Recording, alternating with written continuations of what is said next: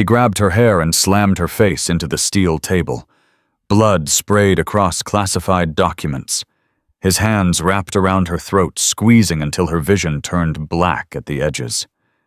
She was 20 years old. She weighed 115 pounds, and the man strangling her had no idea that she had designed every training scenario that kept his SEAL team alive for the past 3 years. Naval Special Warfare Command, Virginia Beach, 08:47 hours.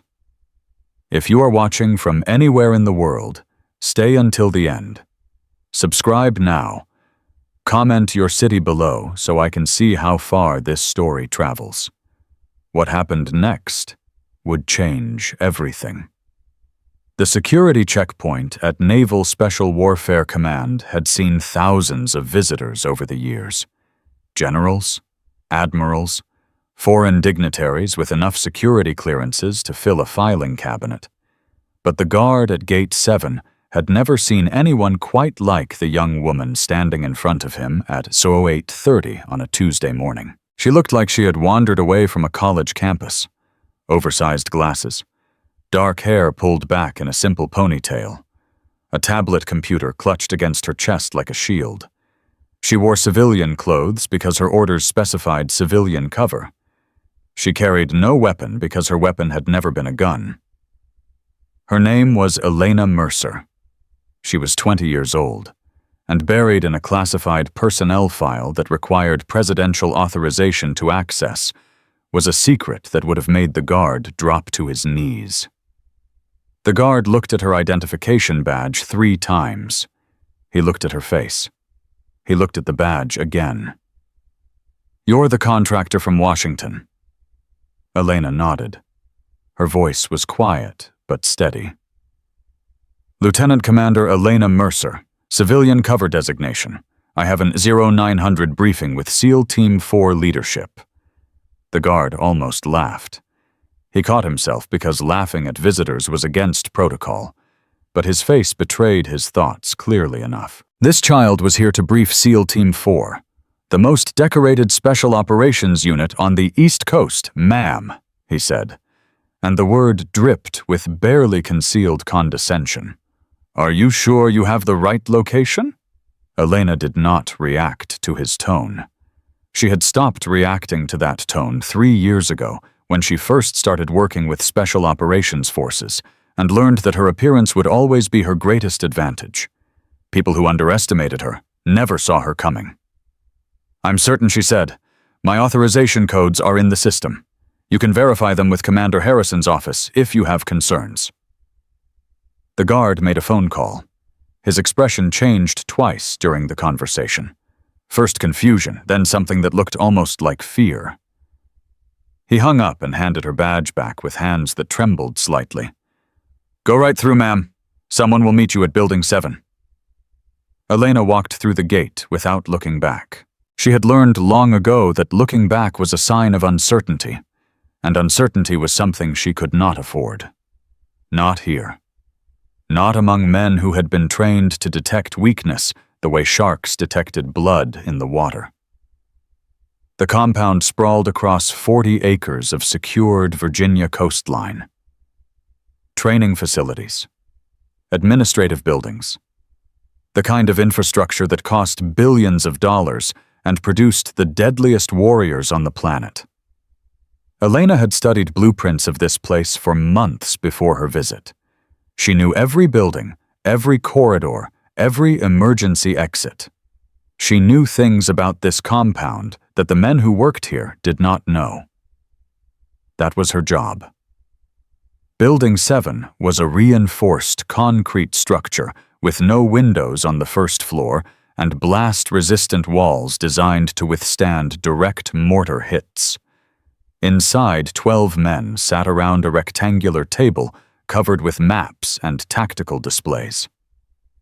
They were the operational leadership of SEAL Team 4. Combined, they represented over 200 years of combat experience. They were also about to meet the person who had been quietly reshaping their training for 3 years. Senior Chief Marcus Stone sat at the head of the table. He was 38 years old, 18 years in the Navy, 4 combat deployments to places that did not officially exist.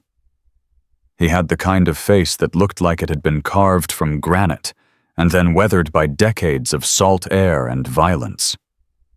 He looked up when Elena entered the room, and his expression immediately hardened into something between contempt and confusion. "Who the hell are you?" Elena set her tablet on the table.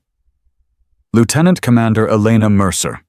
I'm here to conduct the quarterly evaluation of your tactical training protocols." Stone did not move. His eyes tracked her the way a predator tracks prey, assessing threat level and finding none. She was small, young, soft. Everything he had spent his career learning to destroy. "They sent a kid to evaluate us." A murmur of agreement rippled through the room. Elena heard words she had heard 1,000 times before.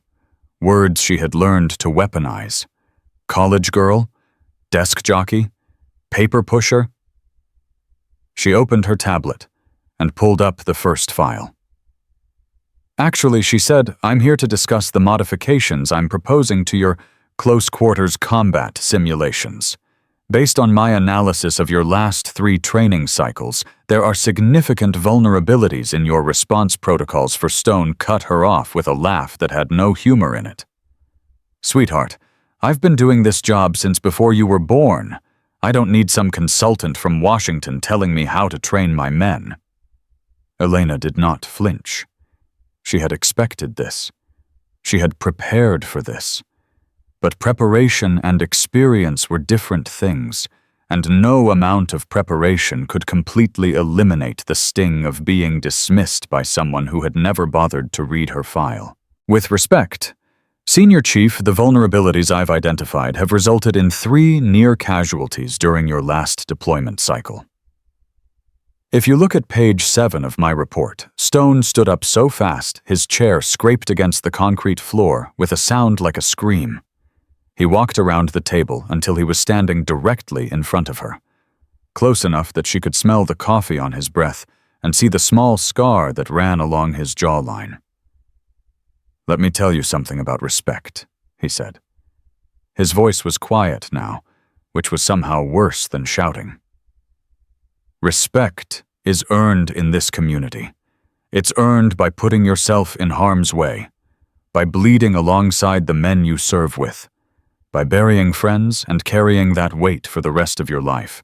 It's not earned by writing reports in an air-conditioned office and flying out here to tell warriors how to do their jobs." Elena held his gaze. Her heart was pounding, but she had trained herself to control her physiological responses under stress. Her breathing remained steady. Her hands did not shake. "I understand your perspective," she said. "But the data doesn't lie. Your team's response times in ambush scenarios have improved by 37% since implementing the training modifications I designed 18 months ago. Your casualty rate during high-risk operations has dropped by." Stone's hand shot out and grabbed her wrist. His grip was crushing. Elena felt the bones grinding together, but she did not cry out. "You designed." He laughed again, but this time it was uglier, something darker. "You expect me to believe that you designed our training protocols? You're what, 19-20-20, Elena said. "And yes, I designed them. The Mind Forge program, the psychological warfare simulations, the 47 tactical scenarios that your team has been running for the past 3 years. I created all of it." Silence fell over the room like a physical weight. The other SEALs exchanged glances that ranged from skeptical to hostile. One of them, a lieutenant commander named Torres, leaned forward. "Mind Forge was developed by a team of senior analysts at JSOC," he said. "We were briefed on the program 2 years ago. There's no way a single person created it, let alone some." He stopped himself before finishing the sentence, but everyone in the room knew what he was going to say. "Some girl." Elena pulled her wrist free from Stone's grip. She reached into her pocket and pulled out a small flash drive. "This contains my complete personnel file. It requires your commanding officer's authorization to access, but I'm authorized to brief you on the general contents." She plugged the drive into the room's secure terminal. A photograph appeared on the main display screen. It showed a young girl, maybe 8 or 9 years old, standing next to a massive man in navy dress whites. The man had the same dark hair as the girl, the same intense eyes. Elena's voice softened slightly. "My father was Master Chief David Mercer, call sign Reaper. He served with SEAL Team 6 for 14 years before transferring to Training Command. He was killed in action in Yemen 7 years ago." The room went still in a different way now. Stone's expression shifted almost imperceptibly. He knew that name. Every SEAL knew that name. "Master Chief Mercer was conducting an extraction when his team was ambushed," Elena continued. "The helicopter couldn't land due to enemy fire. My father stayed behind to provide cover while his wounded teammates were loaded onto the aircraft. He was hit 3 times. He kept firing. When the helicopter finally lifted off, he was still shooting, still protecting his brothers." She paused. Her voice remained steady, but something in her eyes had changed. "He died 200 meters from safety because he refused to leave wounded men behind. He was 53 years old. I was 13. Torres cleared his throat. He looked uncomfortable now. "We all know the story of Master Chief Mercer. He's a legend. But that doesn't explain how you, Elena, switched to the next slide." It showed a series of documents with heavy redaction marks. "After my father died, I was recruited into a classified program called Trident 7. I had already been identified as a potential asset due to my performance on standardized testing and my father's security clearances. I was 16 years old when I received my first top-secret clearance, 17 when I started designing training scenarios, 18 when Mind Forge went operational." She looked directly at Stone. "The scenarios your team runs every week, the ones that simulate ambush conditions, hostage, rescue, compound, assault. I created them. Every one of them. I studied thousands of hours of combat footage. I analyzed enemy tactics from 37 different terrorist organizations. I built simulations that replicate the exact conditions operators face in the field." Stone's jaw tightened. His hands were clenched into fists at his sides. "Prove it." Elena pulled up another file. This one showed a complex tactical diagram with dozens of variables and branching decision trees. Scenario 47. Compound assault with multiple hostile contacts and civilian shields. You ran it 6 weeks ago. Your team failed the first 3 attempts because you kept trying to breach through the main entrance. The scenario was designed to force you to consider unconventional entry points. On the 4th attempt, Petty Officer Dawson suggested using the drainage system beneath the compound. You completed the objective with 0 casualties. She looked at the young SEAL sitting near the end of the table. Dawson was 26 years old, with the kind of boyish face that made him look younger than his years. He was staring at her with an expression she couldn't quite read. That scenario, Elena said, was based on an actual operation my father conducted in Afghanistan in 2015. He used the same drainage system approach. I studied his after-action reports and built the simulation to teach future operators the same tactical thinking. The room was completely silent now. Even Stone seemed to have lost his voice. Then Petty Officer Dawson spoke. His voice was quiet, but it carried across the room with surprising clarity. "I've seen your tattoo," he said. "On your wrist, when Stone grabbed you. I saw it." Elena instinctively touched her left wrist. The tattoo was small, easily hidden by a watch or long sleeves. 3 words in faded ink. Trident 7. Dawson continued.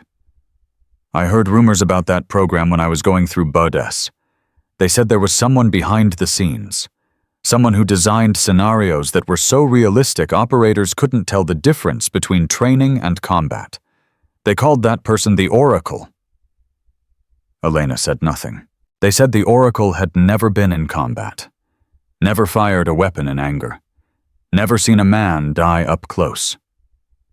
But somehow the Oracle understood war better than people who had spent their whole lives fighting it. Stone's voice was harsh. That's ridiculous. No one can understand combat without experiencing it. Elena turned to face him. My father used to say the same thing. Then he spent 6 months teaching me everything he knew. Tactics, psychology, the way men react under stress, the way fear changes decision-making. He made me study combat the way other fathers taught their daughters to study piano or ballet. She pulled up a final file. This one showed a photograph of a chessboard. But instead of traditional pieces, the board was covered with small figurines representing military units, enemy combatants, and civilians. He called it warrior chess, Elena said. Every night after dinner, we would play. He would create scenarios based on operations he had conducted. I would have to find solutions using only the resources available on the board. By the time I was 12, I could beat him 3 games out of 5. By the time I was 15, he said I understood tactical thinking better than most officers he had served with. Stone shook his head. His resistance was crumbling, but he wasn't ready to surrender completely. This is insane. You're telling me that a 20-year-old girl has been designing our training for 3 years, that you're the Oracle. Elena closed her tablet. I'm telling you that I've spent every day since my father died trying to ensure that other operators don't share his fate. I can't fire a weapon like he did. I can't breach a door or clear a room. But I can prepare the men who do those things. I can give them scenarios that teach them how to survive situations that should kill them. She gathered her materials. The quarterly evaluation will proceed as scheduled. You can verify my credentials with Commander Harrison. Or you can continue to believe that a 20-year-old girl couldn't possibly have designed the training that saved your team's lives 14 times in the past 18 months. She turned toward the door. That was when Stone's phone buzzed with an incoming message. He looked at the screen. His face went pale. Elena noticed the change immediately. What is it? Stone looked up at her. His expression had transformed completely. The contempt was gone. The hostility was gone. In their place was something that looked almost like fear. We just received intelligence, he said slowly, that a foreign operative has infiltrated this base, disguised as a young female contractor with fabricated credentials. Elena felt ice spread through her chest. That intelligence is false. I've been vetted by Stone, moved faster than she could react. His hand shot out and grabbed her by the hair. He yanked her backwards so hard she lost her footing.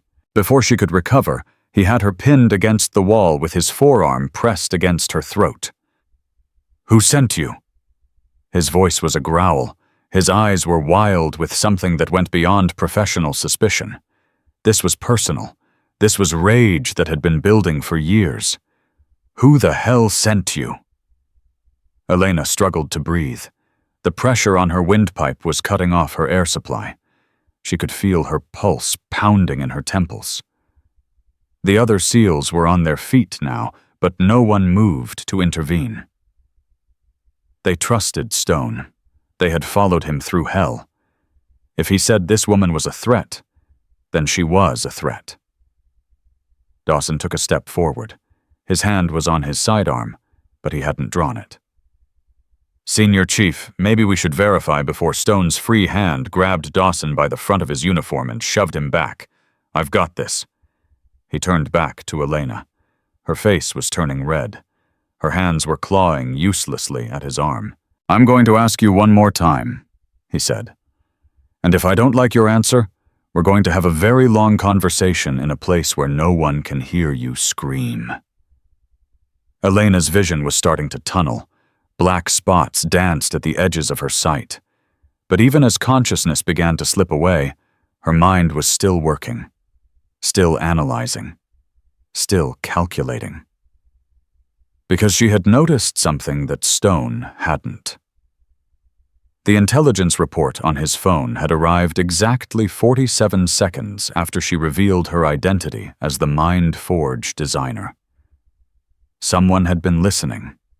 Someone knew she was here.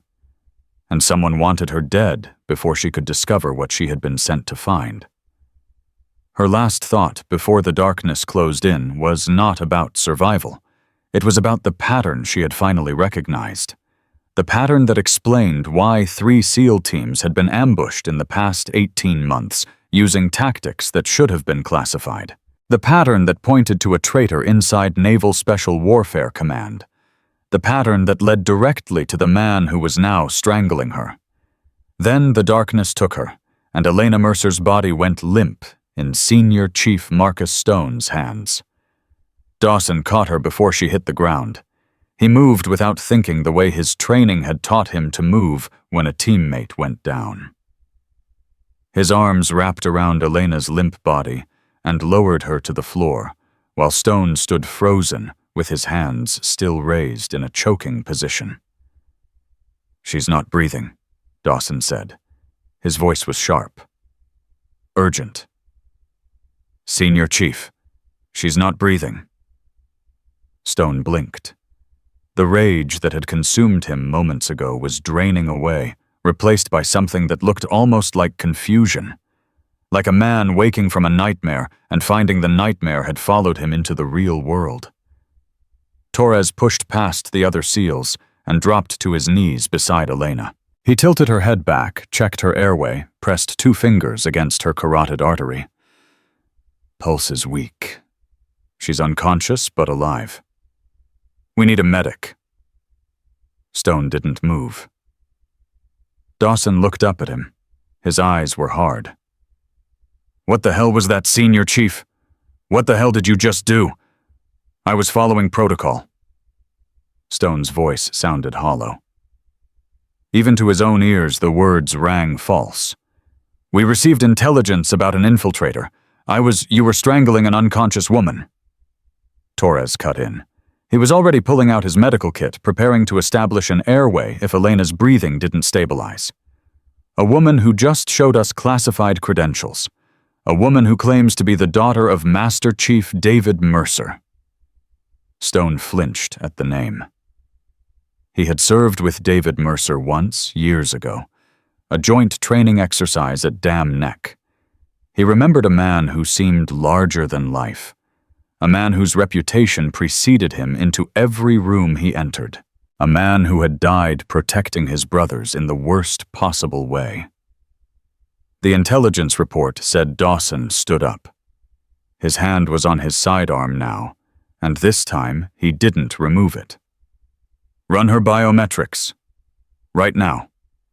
Before you do anything else, run her biometrics and verify who she is." Stone hesitated. For 18 years, his instincts had kept him alive. His instincts had told him this woman was a threat. His instincts had screamed danger from the moment she walked into the room. But his instincts had also been screaming about something else for the past 2 years.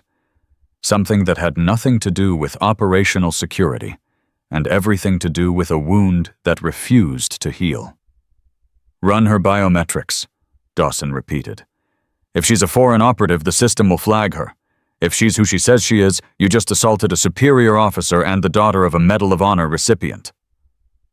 Stone walked to the biometrics terminal. His legs felt heavy. His hands were shaking as he lifted Elena's limp hand and pressed her thumb against the scanner. The system hummed for 30 seconds.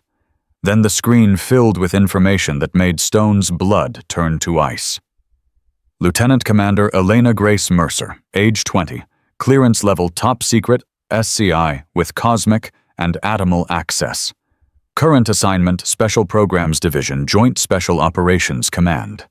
Primary role, lead designer. Mind Forge, Tactical Training Initiative. Secondary role, psychological warfare analysis and simulation development. The file scrolled down. Commendations, citations, a letter of appreciation signed by the chairman of the Joint Chiefs of Staff, a note indicating that her work had been directly credited with saving the lives of over 200 special operations personnel. And at the bottom of the file, in red text that indicated the highest classification level, Trident 7, Oracle designation confirmed. Torres looked up from Elena's prone form. His face had gone pale. "Senior Chief, you need to see this." Stone walked back to where Elena lay. Her breathing had stabilized, but her throat was already turning purple with bruises. Her wrist, where he had grabbed her earlier, showed clear marks from his grip. "What is it?" Stone asked. Torres held up Elena's left arm. The sleeve had ridden up during the struggle, revealing not just the Trident 7 tattoo that Dawson had noticed, but something else beneath it. 3 letters. Small. Faded. Almost invisible, unless you knew what to look for. KIA. Stone felt the ground shift beneath his feet. He knew that tattoo. He had seen it on the wrists of Gold Star children who had lost parents in combat. It was a private memorial, a permanent reminder of sacrifice and loss. This girl had buried her father the same way Stone had buried his teammates, the same way he had been unable to bury his sister. Elena's eyes fluttered open. For a moment, she didn't seem to know where she was. Then her hand went to her throat, feeling the bruises that were already forming. Her eyes found Stone's face, and something passed between them that neither of them could have put into words. Fear. Recognition. Understanding. And beneath it all, a question that hung in the air like smoke after an explosion. Why Stone took a step back. His voice came out as a whisper. "I received intelligence. A message. It said a foreign operative had infiltrated the base disguised as a female contractor." Elena pushed herself up to a sitting position. Torres tried to keep her down, but she waved him off. Her voice was raw from the damage to her throat. "When did you receive that message?" 47 seconds, Stone said. He didn't need to check. The number was burned into his memory. 47 seconds after you told us about Mindforge." Elena's eyes sharpened. Despite everything that had just happened, despite the bruises on her throat and the pain in her wrist, her mind was already working. "Already analyzing. Show me the message." Stone handed her his phone. Elena read the text 3 times. Her expression didn't change, but Dawson noticed something shift behind her eyes, something that looked like pieces falling into place. "This message didn't come through official channels," she said. "There's no authentication code, no verification protocol. Someone sent this directly to your personal device." Stone's jaw tightened. "That's impossible. My device is secured. Only authorized personnel have access to someone inside this command." Elena cut him off. "Someone who knew I was coming. Someone who knew exactly when to send this message to trigger your response." The room went silent. Dawson was the first to speak. "Are you saying there's a traitor?" "Here in our command." Elena stood up slowly. Her legs were unsteady, but she refused Torres's offer of assistance. "I'm saying that 3 SEAL teams have been ambushed in the past 18 months. I'm saying that each ambush used tactics that should have been classified. I'm saying that someone has been feeding operational intelligence to enemy forces." Stone's face went white. "That's why you're really here. Not for a training evaluation. You're here to find the leak." Elena met his gaze. "I was sent to observe, to analyze patterns, to identify potential security breaches without alerting whoever is responsible." She touched her bruised throat. But someone knew I was coming. Someone wanted me neutralized before I could find what I was looking for. Torres stood up.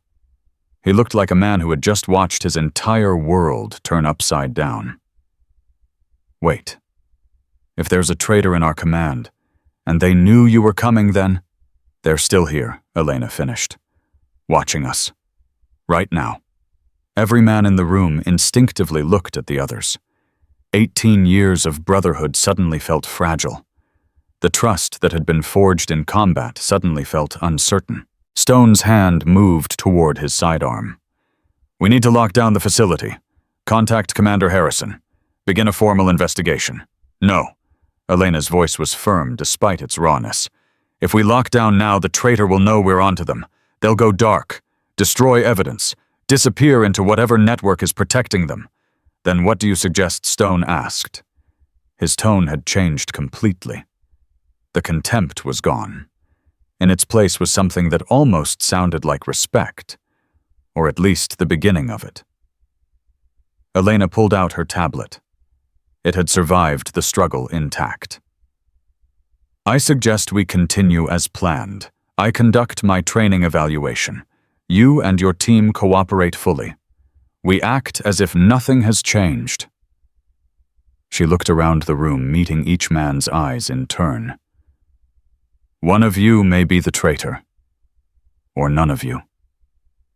I don't know yet, but I will find out. And when I do, there will be nowhere to hide. Dawson stepped forward. His voice was quiet, but intense. I trained at Fort Bragg 5 years ago. I went through the combatives course that your father helped design. He was there for 2 weeks as a guest instructor. He threw me 6 times in one session, and then spent an hour explaining what I was doing wrong. Elena's expression softened almost imperceptibly. He talked about you, Dawson continued. Not by name, but he mentioned his daughter. He said she understood war better than most generals he'd met. He said she was going to change how the military trained its warriors. Elena touched the KIA tattoo on her wrist. He believed in me before anyone else did. Stone watched this exchange with an expression that was difficult to read. When Dawson finished, Stone took a breath and did something that surprised everyone in the room, including himself. He apologized. Lieutenant Commander Mercer. He forced the words out like they were physically painful. What I did was wrong. There's no excuse. The intelligence report doesn't justify it. My suspicions don't justify it. I assaulted a superior officer based on unverified information, and I nearly killed you. Elena studied him for a long moment. She saw the guilt in his eyes, but she also saw something else. Something that went deeper than professional misconduct. Why, she asked quietly. And I don't mean the intelligence report. I mean, why were you so ready to believe I was a threat? Why did you react with that level of violence before verifying anything? Stone's jaw clenched. His eyes dropped to the floor. The other SEALs shifted uncomfortably. They had never seen their senior chief look so exposed. Because I've seen what happens when people who don't belong in combat zones get killed, Stone finally said. His voice was barely above a whisper. Because I buried 4 brothers 2 years ago. Because someone behind a desk made a bad call. Because I couldn't bury my sister when she was killed in Iraq. Because operational security kept me in Syria. Elena felt something shift in her chest. Your sister Stone looked up. His eyes were wet, though no tears fell. Megan. She was 22. She wanted to be a medic.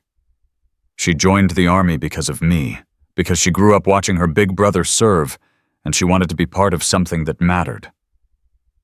He paused. His hands were trembling. She was in Iraq for 3 days. 72 hours.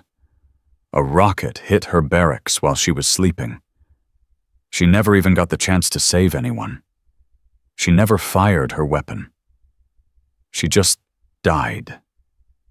Because she was in a place where bad things happen, and there was nothing anyone could do to protect her. The room was completely silent. Elena understood now. She understood the rage that had driven Stone to grab her throat without thinking. She understood why he had been so ready to see her as a threat. She understood the wound that had been festering beneath his professional exterior for 2 years. Because she carried a similar wound. "My father died when I was 13, she said. Her voice was soft but steady. "I got the news on a Tuesday morning. 2 soldiers in dress uniforms at our front door. I knew what it meant before they said a word." She touched her wrist again.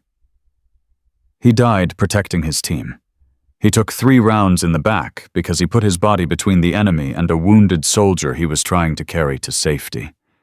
He was 53 years old. He had already served 30 years.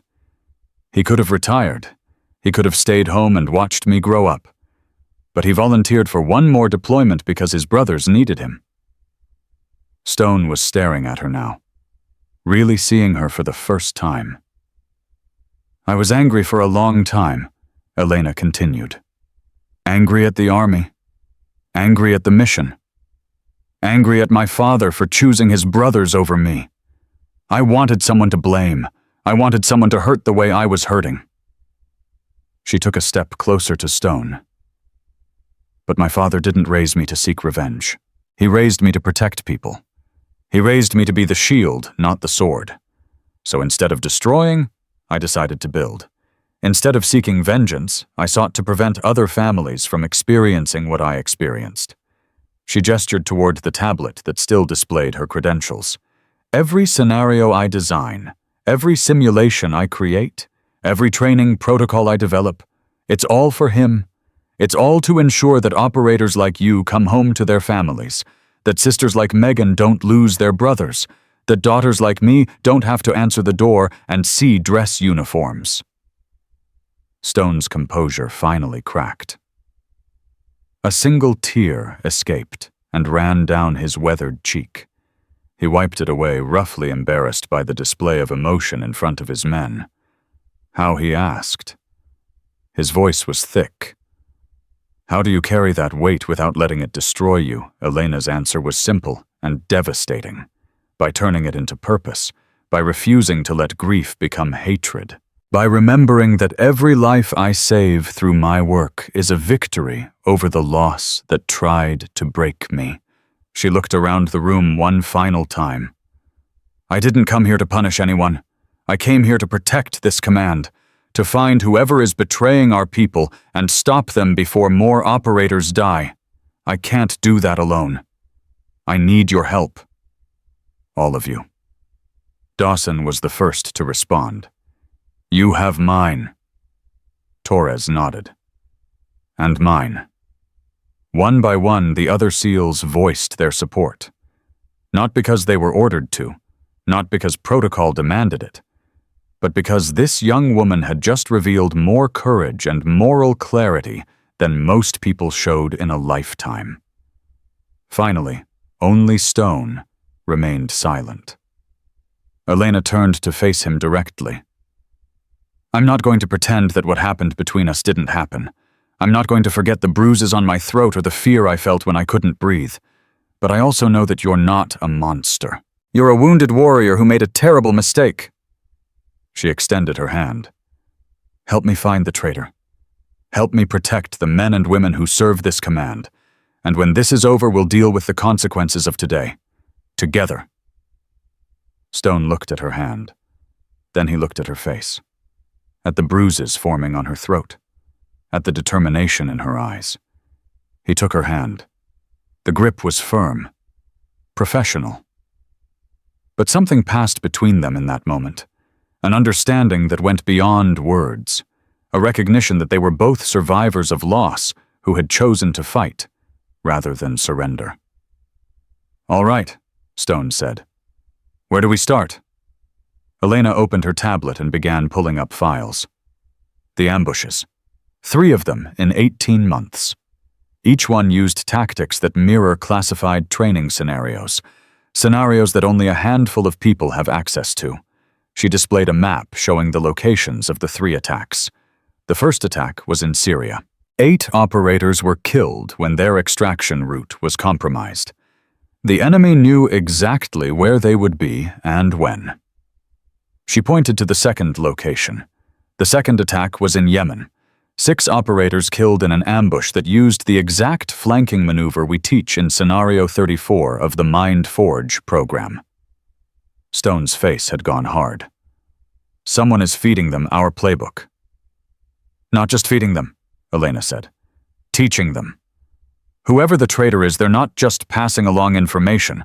They're actively training enemy forces to counter our tactics. Dawson leaned forward. How do we find them? Elena pulled up another file.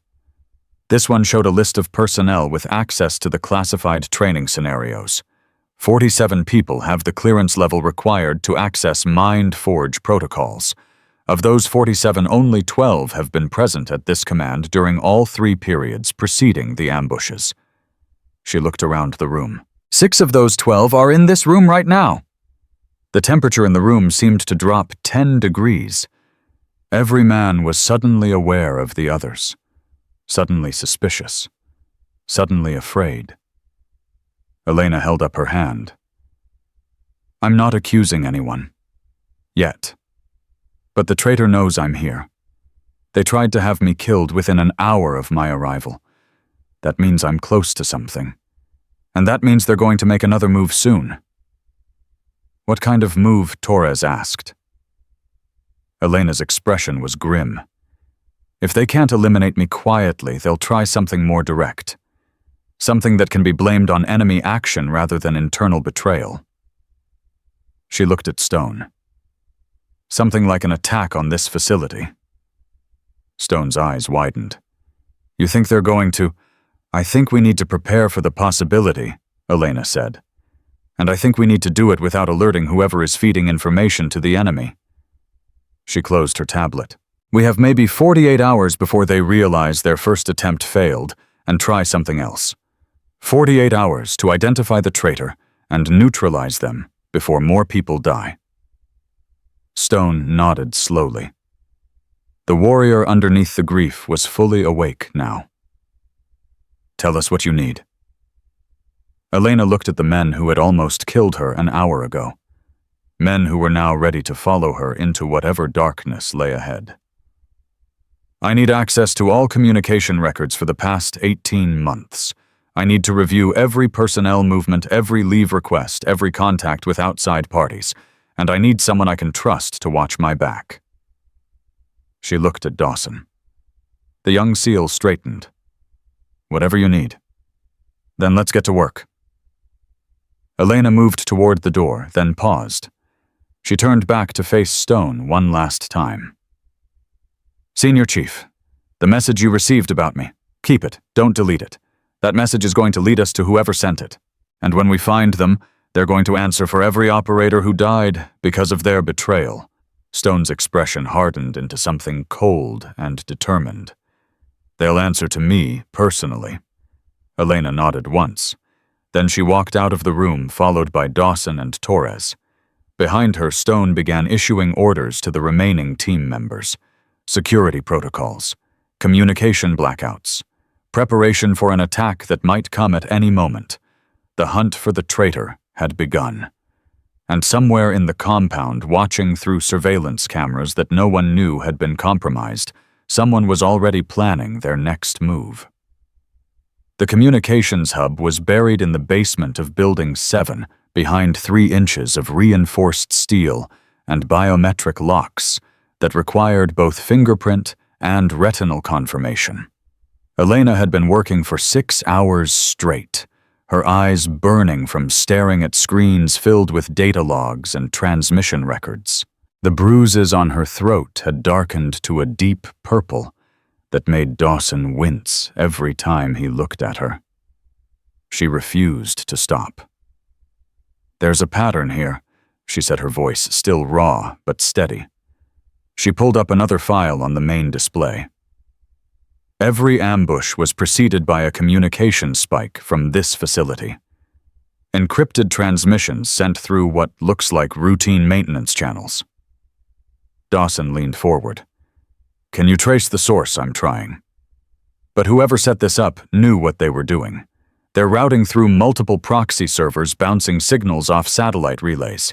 It's like trying to follow a ghost through a maze. Stone entered the room carrying coffee that no one had asked for, but everyone needed. He set a cup beside Elena without a word. Their eyes met briefly. Something had shifted between them in the hours since his apology. Not forgiveness. Not yet.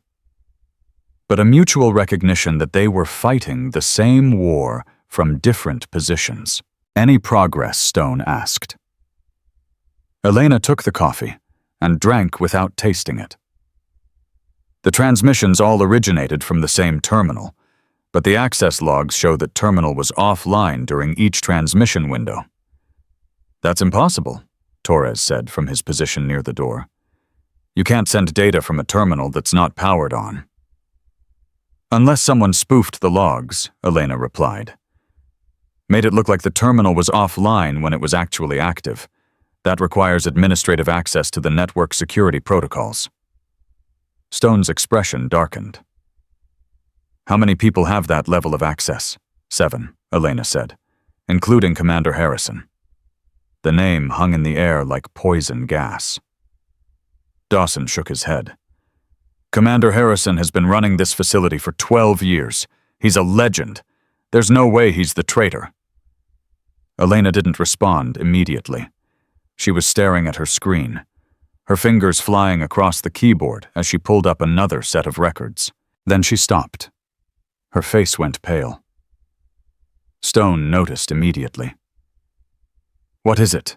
Elena's voice was barely a whisper. The first ambush. Syria, 18 months ago. 8 operators killed when their extraction route was compromised. We know, Torres said. What about it? Elena turned to face them. Her eyes were haunted. My father designed that extraction route 20 years ago. It was part of his standard protocol package for operations in that region. The only way the enemy could have known about it is if someone gave them access to his original mission files. Stone felt something cold settle in his stomach. Those files are classified at the highest level. Only a handful of people in the entire military have access. Elena nodded slowly. Including Commander Harrison, who served with my father in the 90s. Who was the one who recommended me for the Trident 7 program after my father died? The implications were staggering. If Harrison was the traitor, he had been playing a long game. Decades in the making. Using Elena's own work to help enemy forces kill American operators. We need proof, Stone said. We can't accuse the commanding officer of this facility without irrefutable evidence. Elena turned back to her screen. Then help me find it. The next 2 hours passed in tense silence, broken only by the clicking of keyboards and the occasional muttered curse when another lead turned into a dead end.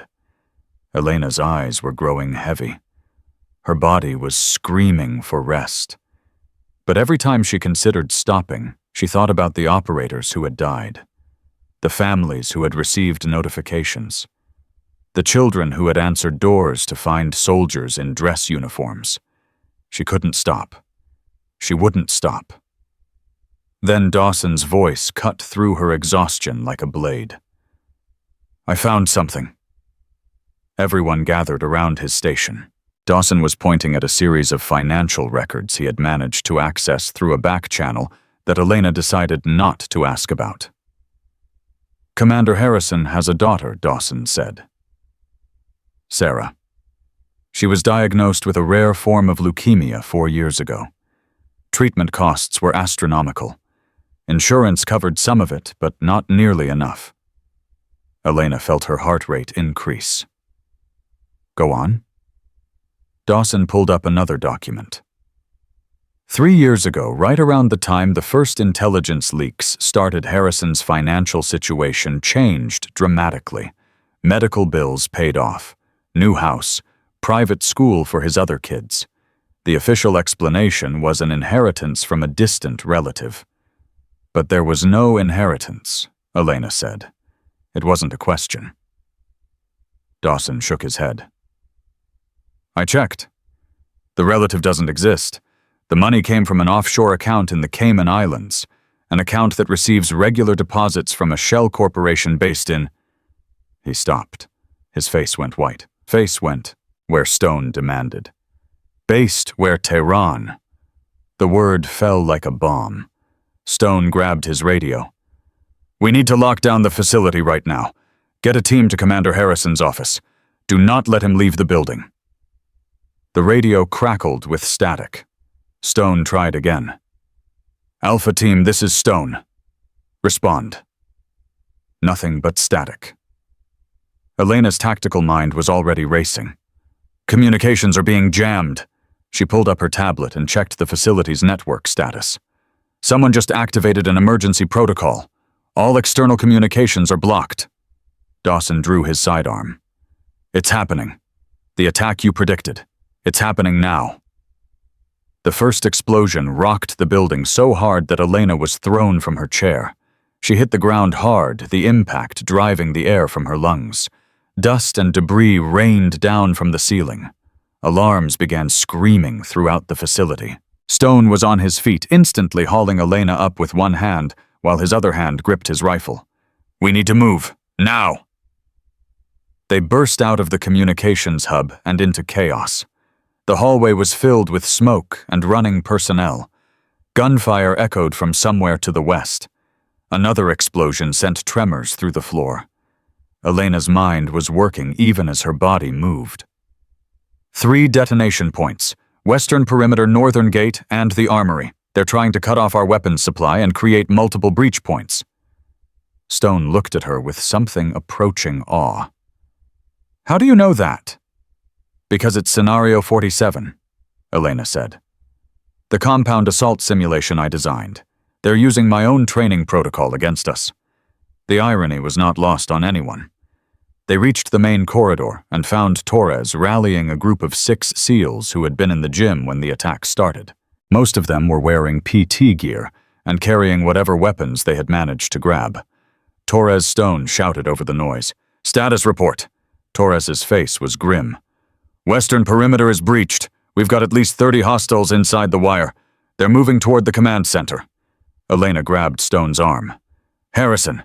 If he's the traitor, he's going to use this chaos to escape or destroy evidence.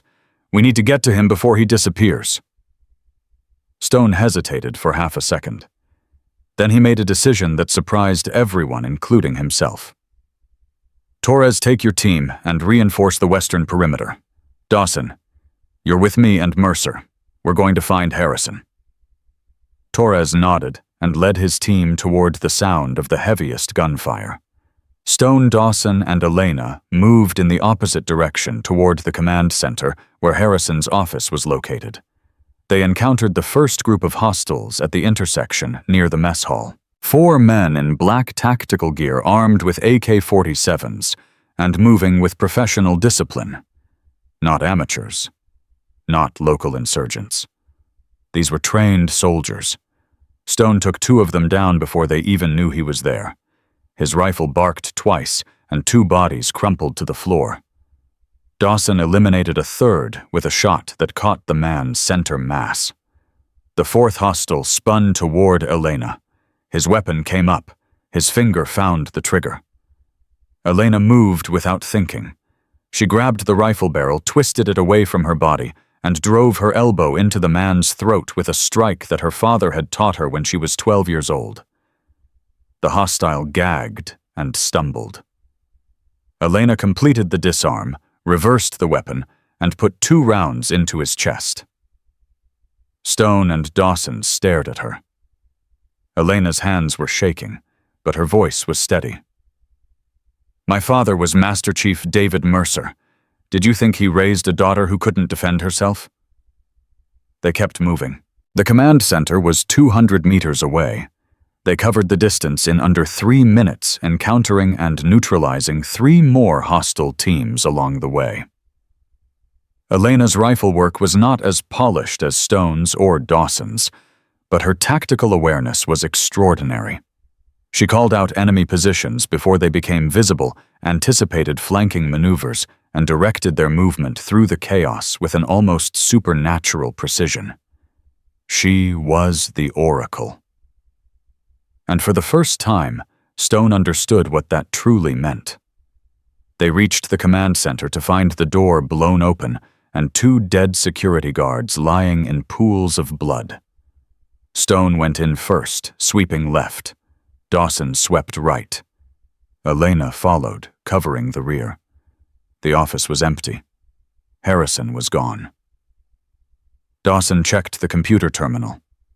Hard drives have been wiped. Everything's gone. Elena moved to the window and looked out at the compound. Smoke was rising from multiple locations. Gunfire crackled in the distance. But something caught her eye. A figure moving along the eastern fence line, moving toward the restricted motor pool where emergency vehicles were kept. She recognized the gait, the posture, the way he moved like a man who had spent 40 years in the military. There, she pointed. Harrison. He's heading for the motor pool. Stone raised his rifle and took aim. The distance was manageable. The shot was clean. But Elena pushed his barrel down. "We need him alive," she said. "He's the only one who knows the full extent of the intelligence network. If we kill him, we lose everything." Stone's jaw clenched, but he lowered his weapon. "Then let's move." They exited through a side door and sprinted across open ground toward the motor pool. Bullets snapped past them from multiple directions. The battle was raging throughout the compound, and they were running through the middle of it. Elena felt a round tug at her sleeve. Another whizzed past her ear close enough that she heard the supersonic crack. But she kept running. Fear was there, cold and sharp in her chest, but she had learned long ago to use fear instead of being used by it. They reached the motor pool just as Harrison was climbing into an armored Humvee. Stone fired a burst that took out the front tires. The vehicle lurched, but didn't stop. Harrison floored the accelerator, driving on the rims, sparks flying as metal scraped against concrete. Dawson sprinted after the vehicle and managed to grab the rear bumper. He hauled himself up onto the back, fighting against the momentum that threatened to throw him off.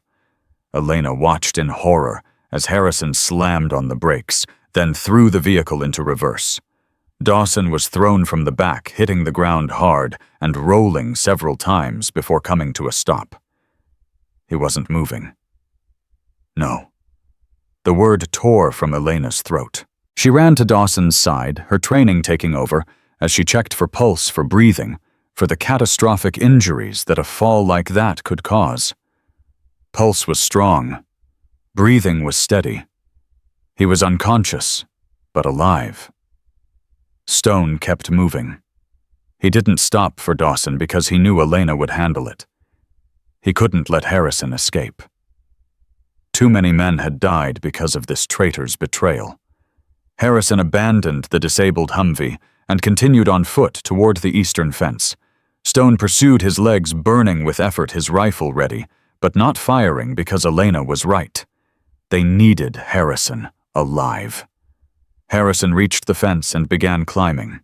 He was 62 years old, but still in remarkable shape. Stone was gaining, but not fast enough. Then Elena appeared.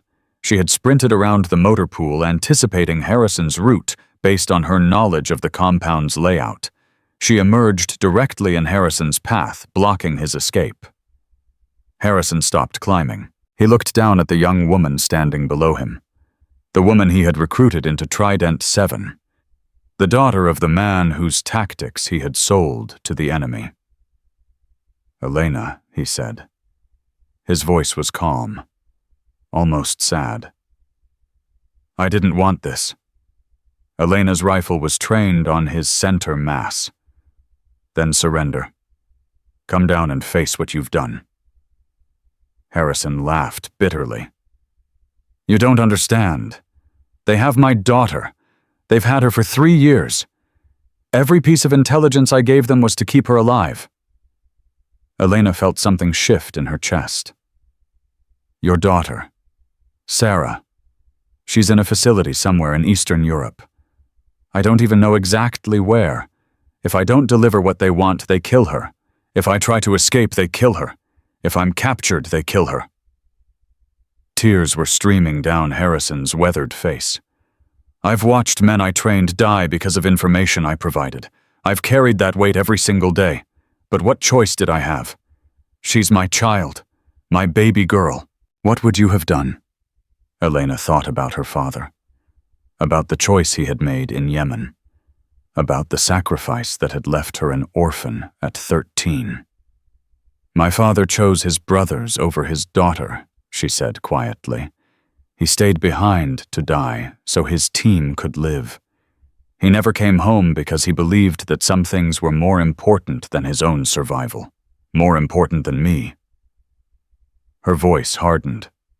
You chose your daughter over 214 operators who died because of your betrayal. You don't get to compare your love to his sacrifice. Stone arrived out of breath, but ready. His rifle joined Elena's, both trained on Harrison. It's over, Stone said. Come down, now. Harrison looked at both of them.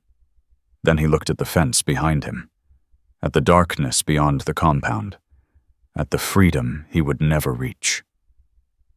I can't let them hurt her, he said. I can't. He reached for something at his waist. A grenade. He had been carrying it the entire time. Stone's reaction was instantaneous. Drop it. Drop it now. If I'm dead, Harrison said they have no reason to keep her. They'll release her. It's the only way to save her now. Elena lowered her rifle. Commander Harrison. Walter. Listen to me. If you die here, your daughter will never know why. She'll never know that her father loved her enough to betray everything he believed in. She'll never know the truth.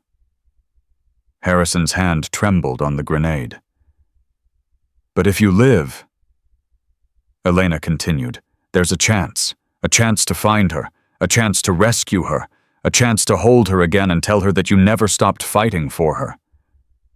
She took a step closer. I lost my father when I was 13.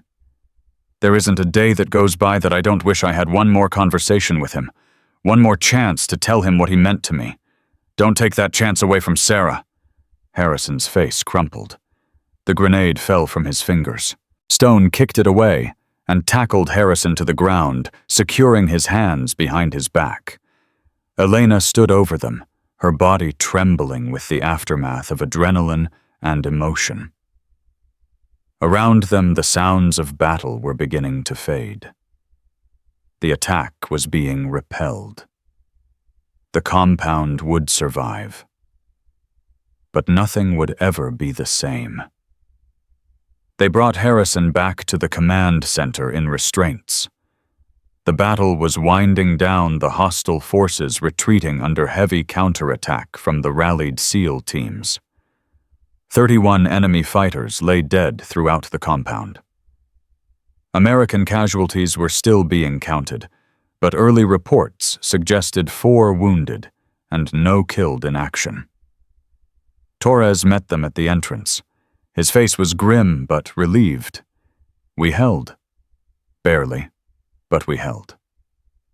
Dawson was being loaded onto a stretcher nearby. He was conscious now, groaning about a possible concussion and definitely cracked ribs. When he saw Elena, he managed a weak smile. Did we get him? Elena nodded. We got him. Good. He winced as the medics moved him.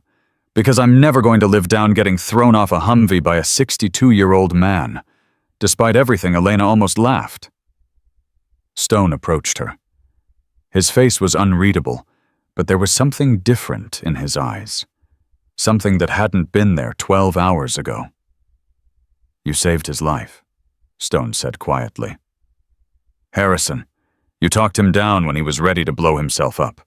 Why Elena looked at the traitor being led away in chains.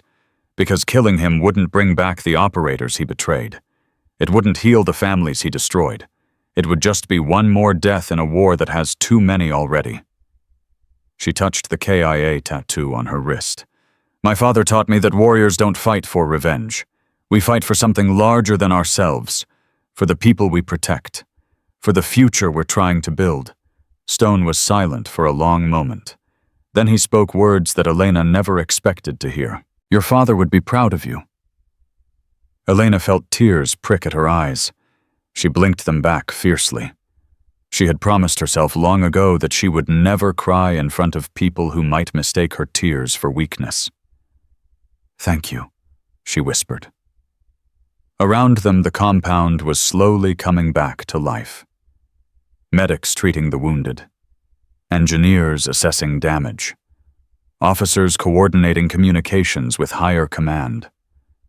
The crisis was passing, but the aftermath would last for months. Maybe years. Elena watched Harrison disappear into a secure holding facility. She thought about his daughter Sarah, held captive somewhere in Eastern Europe. She thought about the intelligence network that had been feeding American tactical information to enemy forces for 3 years. She thought about the work that still needed to be done. Then she turned to Stone. We need to find his daughter. Stone raised an eyebrow. That's not exactly our mission. Elena met his gaze. 214 operators died because of what Harrison did. But they died because someone was holding his daughter hostage. If we don't rescue her, if we don't shut down the network that forced him into this position, then another father somewhere will make the same choice.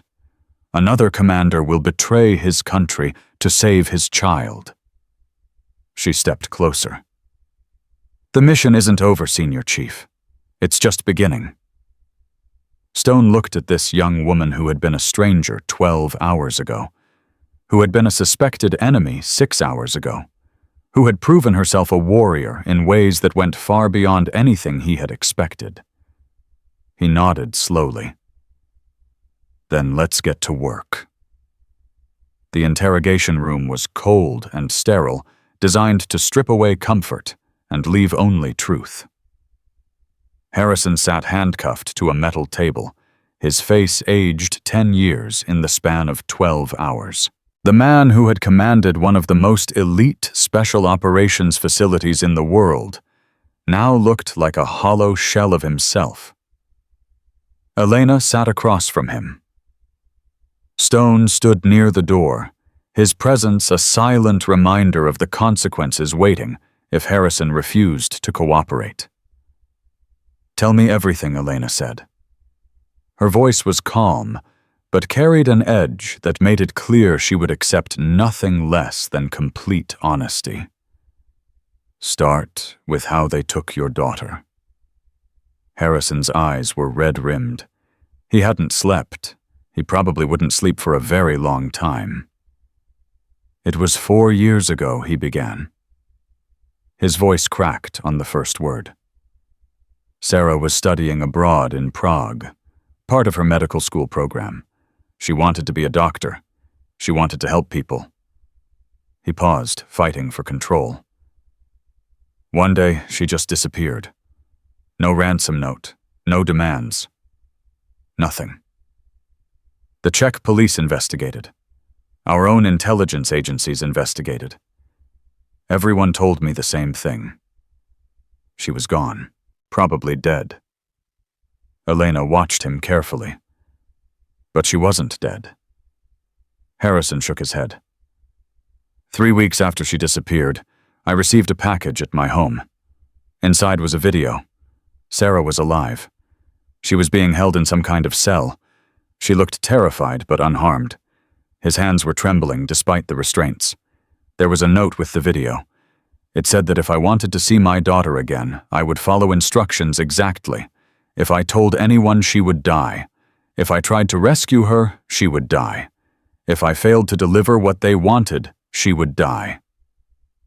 Stone's jaw tightened. What did they want? Everything. Harrison whispered. Training protocols, operational plans, extraction routes, safe house locations. They wanted the entire playbook for American special operations in the Middle East and North Africa. Elena felt sick. She thought about the 214 operators who had died because of the intelligence Harrison had provided. Fathers, sons, brothers, husbands. All of them killed because one man chose his daughter over his duty. But even as that thought crossed her mind, another part of her understood. She had lost her father when she was 13. The pain of that loss had shaped every day of her life since. If someone had offered her a chance to save him, what would she have done? What wouldn't she have done? She pushed the thought away. Sympathy wouldn't help anyone now. Only information would. "How did they communicate with you?" she asked. "How did you transfer the intelligence?" Harrison explained the system. Dead drops, encrypted messages sent through compromised commercial websites. A handler he had never met in person who contacted him through a series of burner phones delivered to random locations. Elena took notes, her tactical mind already working through the patterns. The network was sophisticated, professional. This wasn't some amateur operation. This was a state-sponsored intelligence apparatus with resources and reach that extended across continents. When Harrison finished, Elena asked the question that had been burning in her mind since the motor pool. "Why me? Why did you recruit me into Trident 7? Harrison looked up at her. For the first time, something other than despair flickered in his eyes. Something that looked almost like shame, mixed with genuine affection. "Because you were brilliant," he said. "Because your father was the finest operator I ever served with, and you inherited his tactical mind without the physical limitations that kept him in the field. Because I believed that your work would save lives." He paused. "And because I thought that if I surrounded myself with people like you, people who genuinely wanted to protect our operators, maybe it would balance out what I was doing in the shadows. Maybe I could minimize the damage, save more lives than I was destroying." Elena felt something twist in her chest. "You used my work to identify vulnerabilities. Then you sold those vulnerabilities to the enemy." Harrison nodded slowly. "Every scenario you designed, every simulation you created, I analyzed it for weaknesses, for patterns, for the gaps that enemy forces could exploit. Your work was supposed to save lives. I turned it into a weapon." Stone moved forward, his control finally slipping. "Men died because of you. Good men. Men with families. Men who trusted you to lead them." "I know," Harrison said. His voice was barely audible. "I know exactly how many. 214. I remember every name, every face, every notification I helped write to their families." Tears were streaming down his face now. "Do you think I don't feel it? Do you think I sleep at night? Do you think I look in the mirror without seeing their blood on my hands? Then why didn't you stop?" Elena demanded. "Why didn't you come forward? We could have helped you. We could have found another way." Harrison's laugh was bitter and broken. "You don't understand how these people operate. They sent me a video every month. Sarah in that cell. Sometimes they would hurt her just enough to remind me what was at stake. A bruise on her face, a cut on her arm. Nothing permanent, but enough to show me they could do anything they wanted." He leaned forward, his eyes desperate.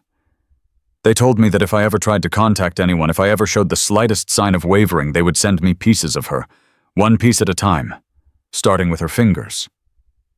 The room was silent. Elena understood now. This wasn't just coercion. This was systematic psychological torture. Harrison had been broken slowly over 4 years, his will eroded piece by piece, until there was nothing left but compliance. It didn't excuse what he had done. Nothing could excuse it. But it explained it in a way that made the horror even more profound. She stood up. "We're going to find your daughter." Harrison's head snapped up. "What?" Elena looked at Stone. The senior chief's expression was unreadable, but he gave a slight nod. "The network that took her is still operational," Elena said. "They're still out there, probably already recruiting another asset to replace you. We need to shut them down, and the best way to do that is to follow the trail back to its source." She leaned forward. "Tell me everything you know about your handler. Every detail, no matter how small. The way they spoke, the words they used, the timing of their communications. Anything that might help us identify where they're operating from." Harrison talked for 3 hours. He gave them phone numbers, drop locations, communication protocols, everything he could remember from 4 years of forced cooperation. Most of it would probably lead to dead ends. These people were professionals. They would have covered their tracks.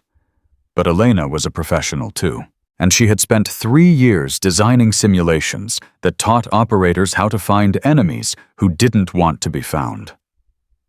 When the interrogation finally ended, Elena stepped out of the room with Stone. Her body was exhausted, but her mind was racing. "We need to move fast," she said. "Once they realize Harrison has been compromised, they'll either kill Sarah or move her somewhere we'll never find." Stone pulled out his phone. "I'm calling in favors. I know people in intelligence who owe me. We can have a team assembled within 24 hours. Elena shook her head. 24 hours is too long. They probably already know the attack failed. They're probably already making contingency plans. She pulled up her tablet and began working through the data Harrison had provided.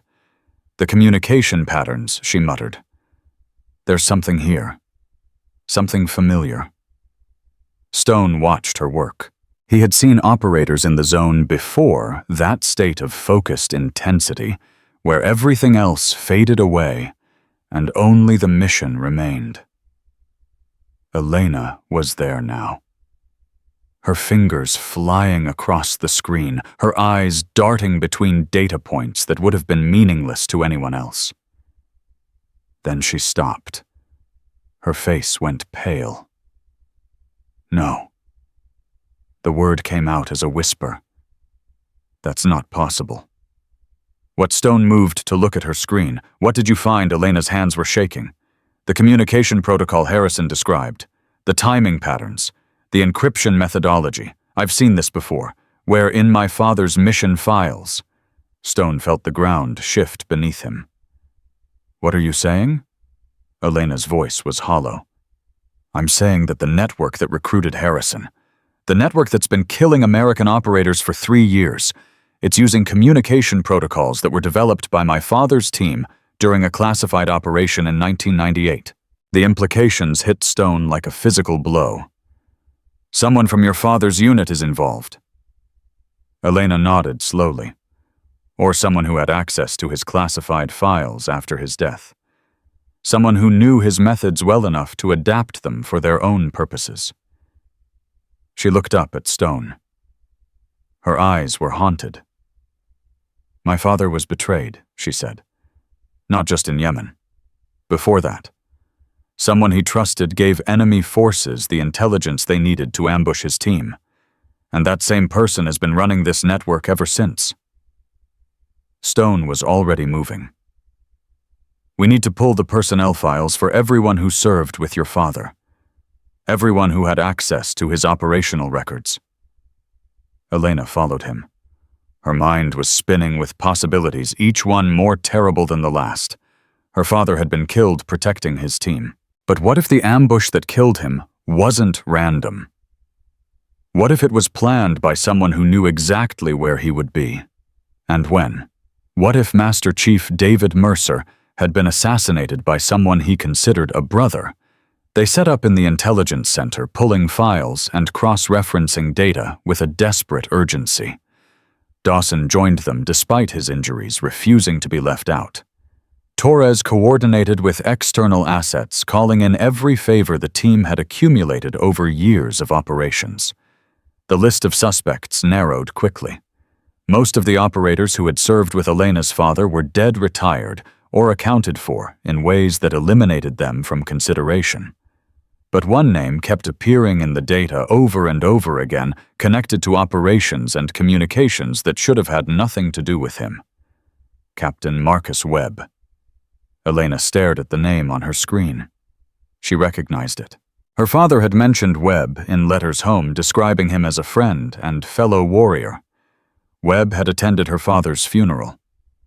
He had spoken to Elena personally, expressing his condolences with what had seemed like genuine grief.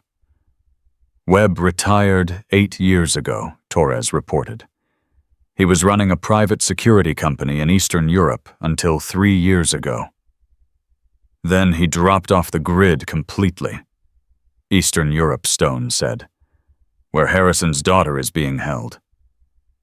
Elena pulled up Webb's photograph. She studied the face of the man who might have killed her father. The man who had shaken her hand at Arlington Cemetery and told her that David Mercer was the finest soldier he had ever known. Rage burned in her chest, cold and sharp and focused. He knew my father's tactics better than anyone, she said. He knew how he thought, how he planned, how he would react in any situation. That's how they ambushed him in Yemen. Webb told them exactly what my father would do. Stone placed a hand on her shoulder.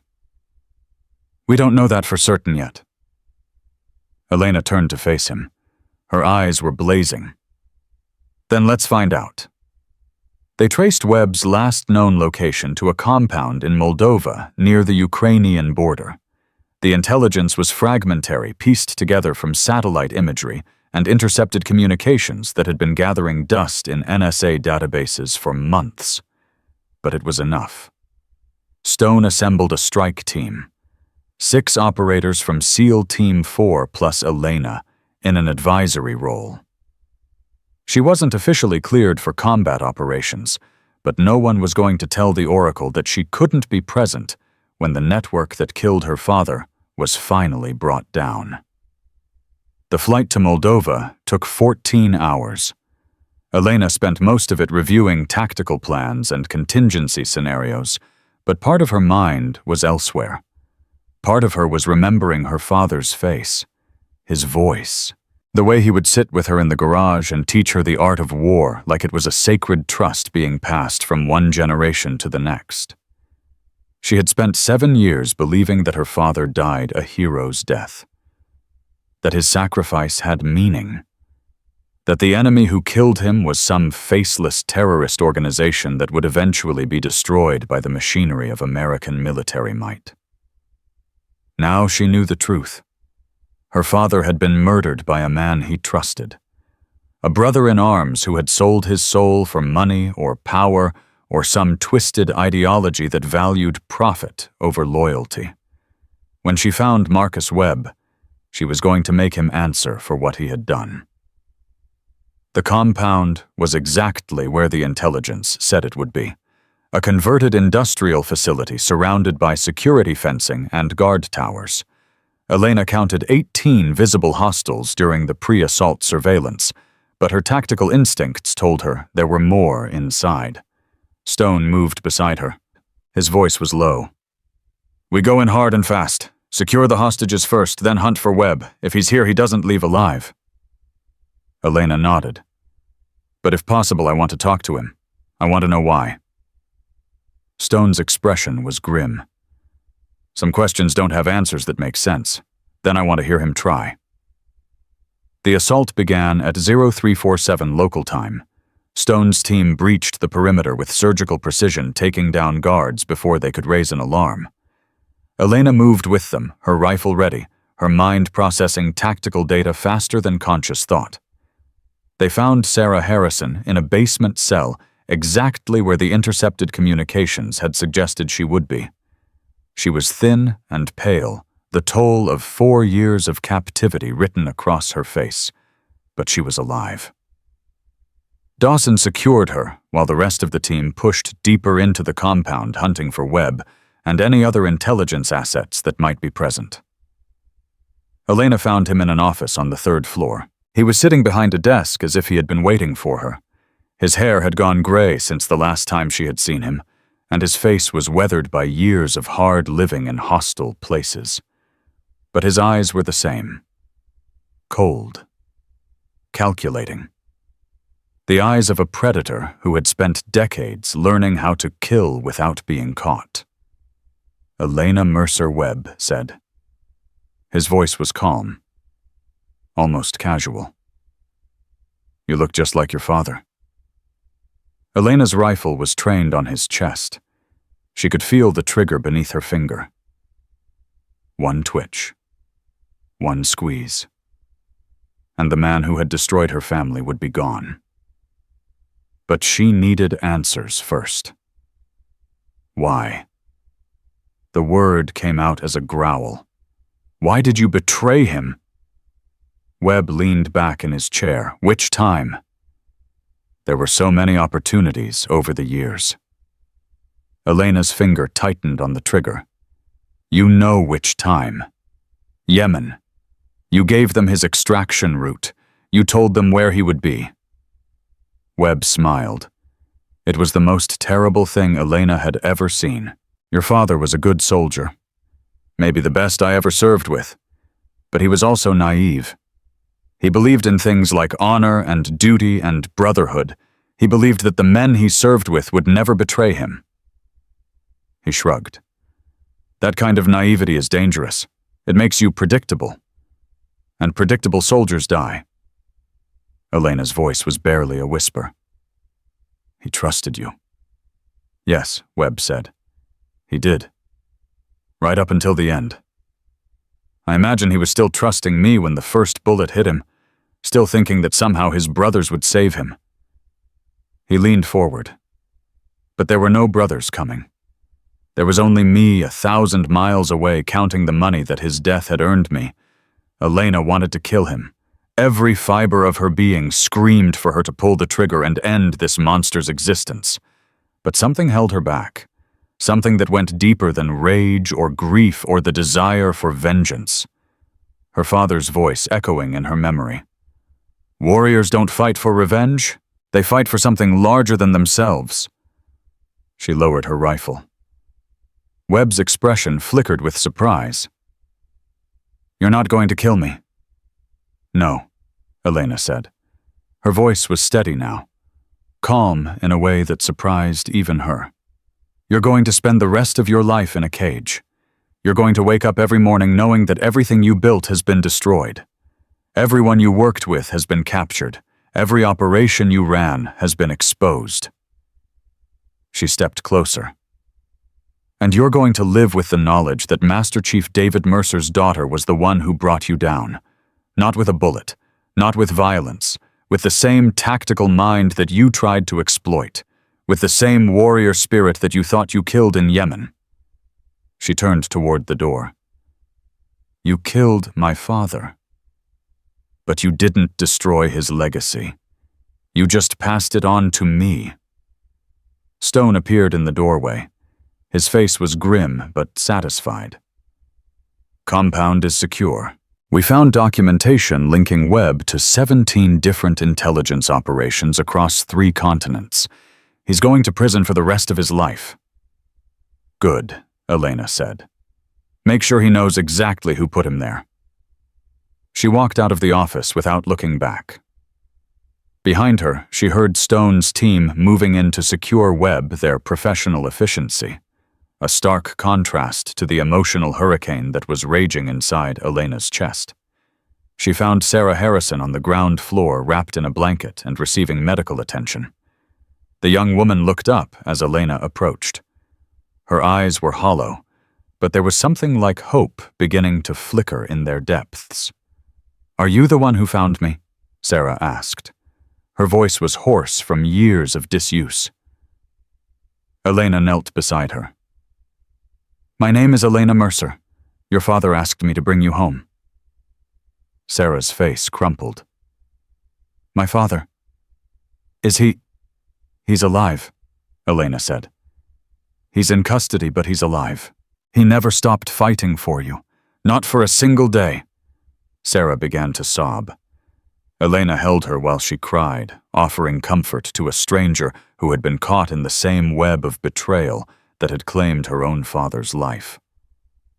The sun was rising over Moldova when they finally loaded onto the extraction helicopter. Elena sat near the window, watching the compound disappear below them. Smoke was rising from several buildings where the assault team had set fires to destroy any remaining intelligence materials. Stone sat down beside her. His voice was quiet. "How are you holding up, Elena?" Considered the question. She had just confronted the man who murdered her father. She had just rescued a woman who had been held captive for 4 years. She had just dismantled an intelligence network that had been killing American operators for decades. And she had done it all without becoming the monster that her rage had wanted her to become. "My father used to tell me that the measure of a warrior isn't how many enemies they destroy," she said. "It's how many people they save, how many lives they make better." She touched the KIA tattoo on her wrist. "I think I finally understand what he meant." Stone nodded slowly. He watched this young woman who had been a stranger 48 hours ago, who had been strangled in an interrogation room and nearly killed by men she was trying to help, who had proven herself a warrior in ways that transcended anything he had expected. "Your father would be proud of you," he said, "and so am I." Elena felt tears prick at her eyes. She didn't fight them this time.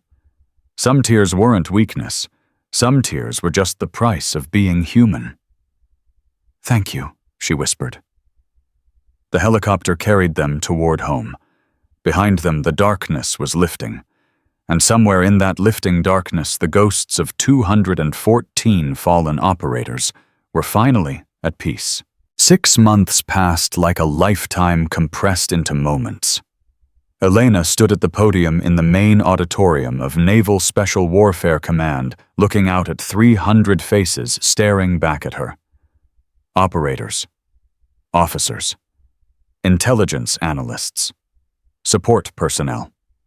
The entire community that she had spent 4 years trying to protect from the shadows. They knew who she was now. The Oracle had a face, a name, a story that had spread through the special operations community like wildfire after the Moldova operation was declassified at the lowest possible level. Not all the details, not the full scope of what had happened, but enough. Enough for people to understand that a 20-year-old woman had single-handedly dismantled an intelligence network that had been killing American operators for over a decade.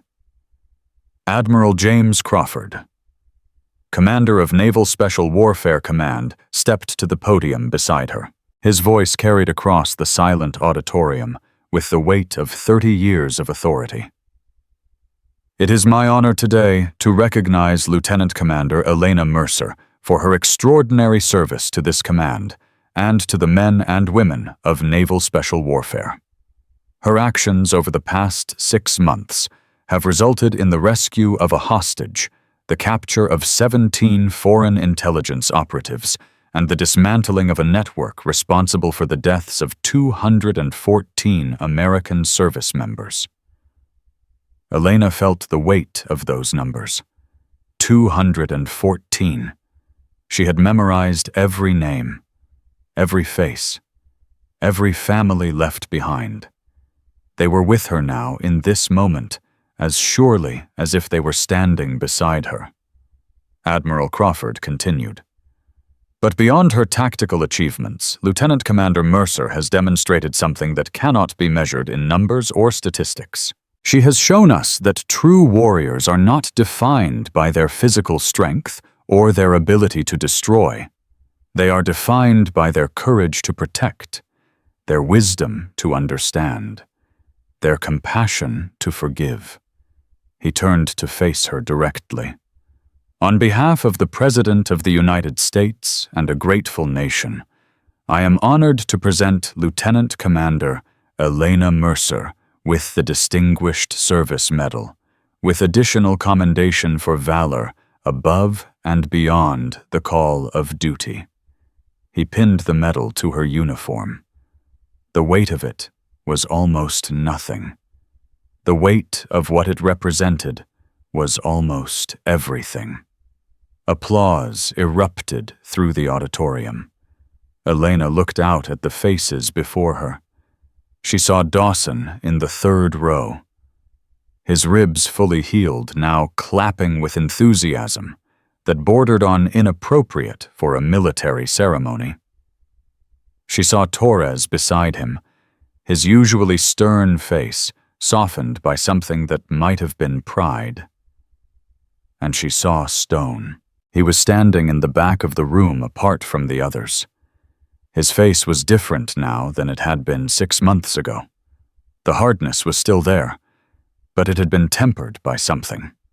The rage that had driven him to wrap his hands around her throat had been replaced by a quiet steadiness that came from confronting his demons rather than feeding them. Their eyes met across the crowded room. Stone nodded once. A small gesture, but Elena understood what it meant. Respect. Earned. The ceremony ended, and the crowd began to disperse. Elena stepped down from the podium, accepting handshakes and congratulations from people whose names she would never remember. But her attention was focused on one person. Sarah Harrison was sitting in a wheelchair near the exit. 4 years of captivity had left her physically weakened, and her recovery was measured in small victories rather than dramatic breakthroughs. But she was alive. She was free. And for the first time since Elena had found her in that basement cell in Moldova, she was smiling. Elena made her way through the crowd and knelt beside the wheelchair. "How are you feeling?" Sarah's voice was still hoarse, but stronger than it had been. "Better. The doctors say I might be able to walk without assistance by the end of the year. That's wonderful news." Sarah reached out and took Elena's hand. Her grip was weak, but her eyes were intense. "I never got to thank you properly, for what you did, for saving me." Elena shook her head. "You don't need to thank me." "Yes," Sarah said firmly. "I do. You didn't have to come for me. You didn't know me. You had no obligation to risk your life for a stranger. But you did it anyway. And I need you to know what that means to me." Her eyes filled with tears. "My father made terrible choices. He hurt people. He betrayed everything he was supposed to stand for. And part of me hates him for that. Part of me will probably always hate him for that." She paused, fighting for control. "But another part of me understands. He was trying to save me. In the worst possible way, through the worst possible means, he was still trying to be my father. And you're the only person who saw that. You're the only person who chose to see the love underneath the betrayal."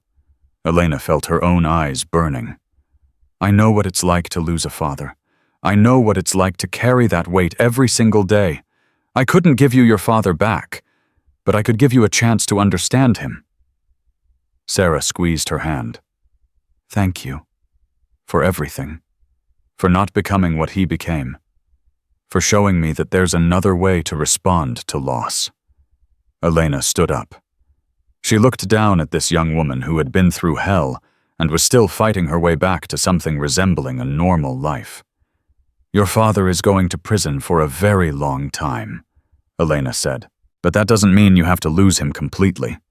If you want to visit him, if you want to try to rebuild something, I can help make that happen."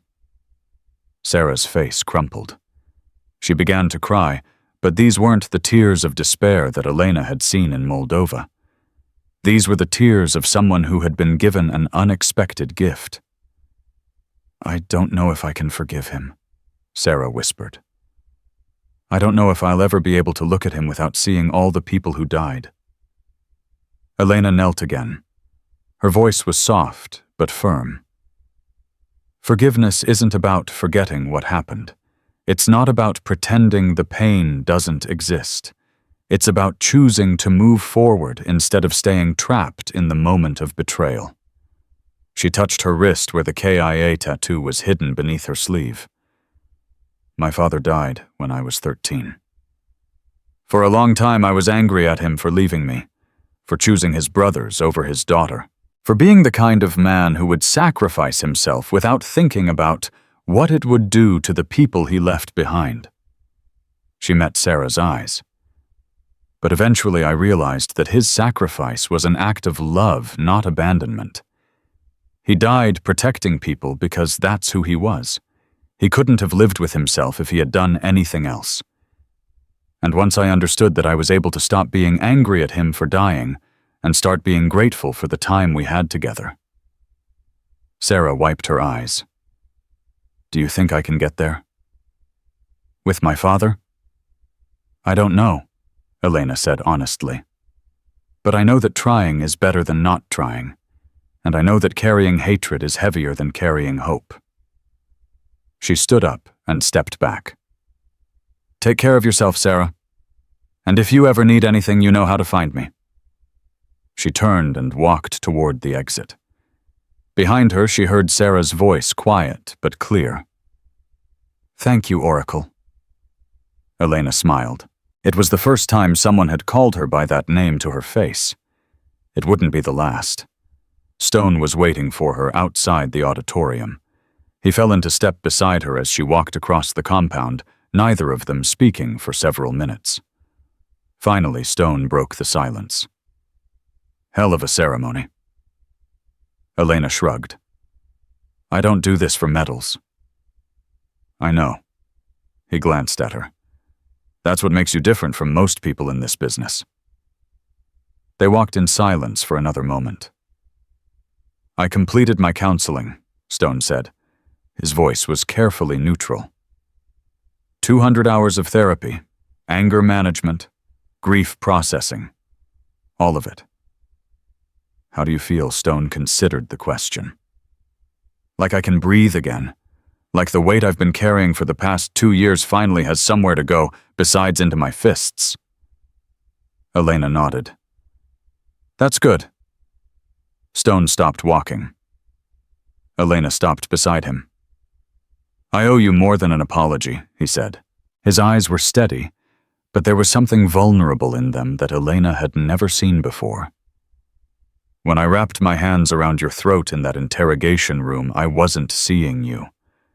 I was seeing every person I blamed for my sister's death, every desk jockey, every analyst, every civilian who I thought had no right to be in a war zone. He took a breath. You showed me that I was wrong, not just about you, but about everything. About who belongs in combat, about what strength looks like, about how to honor the people we've lost. Elena studied him.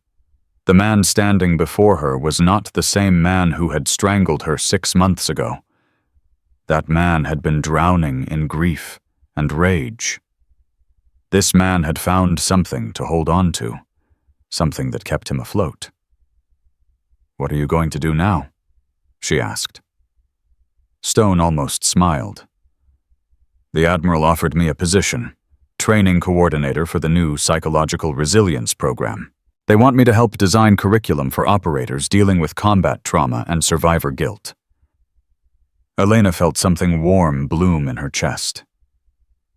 That's perfect for you. I thought so too. He paused. I also started a peer support group for operators who've lost family members. We meet twice a week.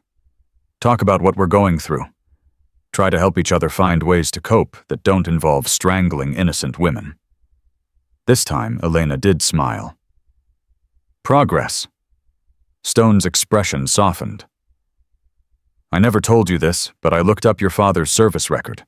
Read everything I could find about Master Chief David Mercer, his operations, his commendations, his training methods. Elena waited. He was a legend, Stone said. Everyone who served with him said the same thing. He was the kind of leader who made you want to be better just by being around him. The kind of warrior who inspired loyalty and excellence in everyone he touched. He looked at Elena directly. You're just like him. Not physically. Not in the ways that most people would recognize, but in the ways that matter. In the ways that make a difference. You have his mind, his heart, his ability to see the best in people even when they're showing you their worst. Elena felt tears threatening again. She forced them back. "Thank you," she said. Her voice was thick. "That means more to me than you know." Stone nodded once.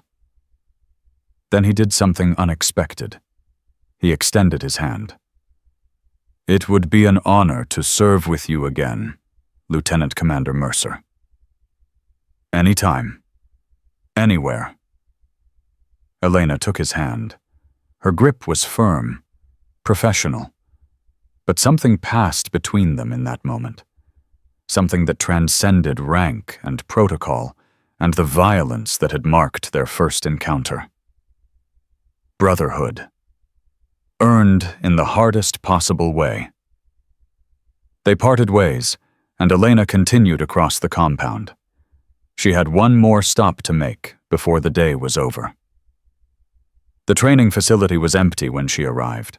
The new class of special operations candidates wouldn't begin their combatives instruction for another week. But Elena had wanted to see the space where her father's legacy would continue to live. She walked across the mat, feeling the familiar texture beneath her feet. How many hours had she spent in places like this? How many techniques had she learned, practiced, perfected? How many warriors had she trained using the methods her father had taught her? She didn't hear the footsteps behind her until a voice spoke. "Excuse me. Are you Lieutenant Commander Mercer?" Elena turned. A young woman was standing at the edge of the mat. She couldn't have been more than 22 or 23. Her uniform identified her as a second lieutenant in the intelligence branch. "Yes," Elena said. "Can I help you?" The lieutenant stepped onto the mat. Her movements were hesitant, uncertain, but her eyes were determined. "My name is Lieutenant Jessica Torres. No relation to the Torres on SEAL Team 4, she added quickly. "I was assigned to this command last month. I'm supposed to be starting work on the psychological warfare analysis team next week." Elena nodded. "Welcome to the command."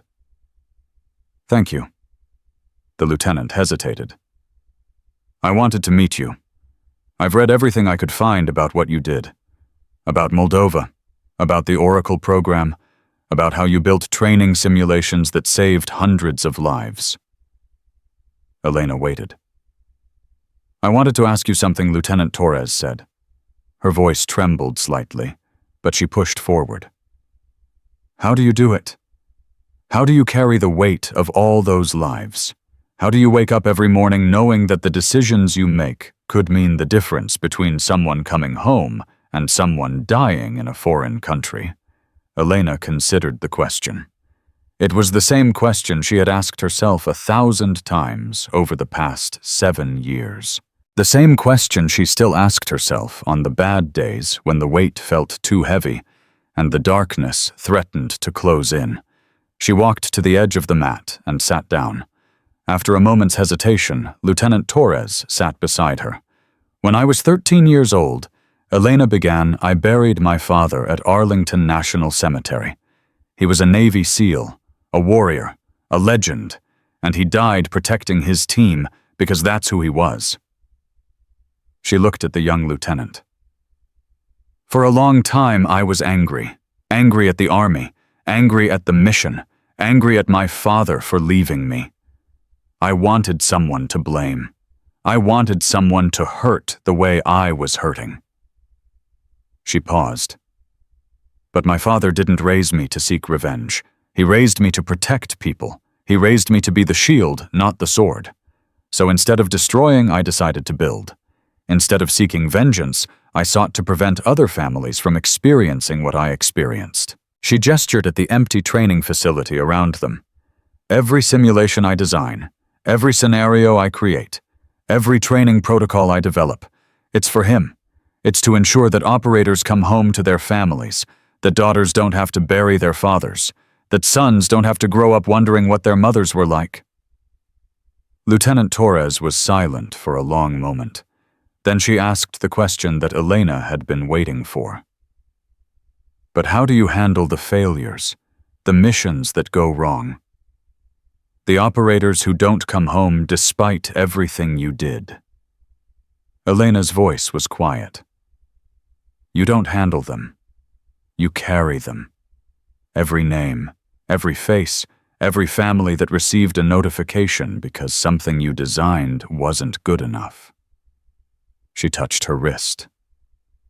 But you keep going anyway, because the alternative is to stop, to give up, to let the darkness win, and that's not something I'm willing to do. That's not something my father would have wanted me to do. She looked at the young lieutenant directly. You're going to make mistakes, Lieutenant Torres. You're going to lose people you're trying to protect. You're going to lie awake at night wondering if you could have done something differently. That's the price of this work. That's the weight you agree to carry when you choose this path. She leaned forward. But you're also going to save lives. You're going to design intelligence that helps operators avoid ambushes. You're going to analyze enemy tactics and find vulnerabilities that keep Americans safe. You're going to be part of something larger than yourself. Her voice strengthened. And on the days when the weight feels unbearable, when you're drowning in guilt and grief and the endless what-ifs, you remember why you started. You remember the people you've saved. You remember the families who got to stay together because of your work. She stood up and extended her hand to help the lieutenant to her feet. My father used to say that warriors don't fight for revenge. They fight for something larger than themselves. For the soldiers beside them. For the soldiers who will come after. For the future they're trying to build. Lieutenant Torres took her hand and rose. That's how you carry the weight, Elena said, by never forgetting what you're carrying it for. The young lieutenant's eyes were glistening. Thank you, Commander. I won't forget this. Elena smiled. Call me Elena, and come find me if you ever need someone to talk to. This community is a family. We take care of each other. Lieutenant Torres nodded and turned to leave. At the edge of the mat, she paused and looked back. Commander?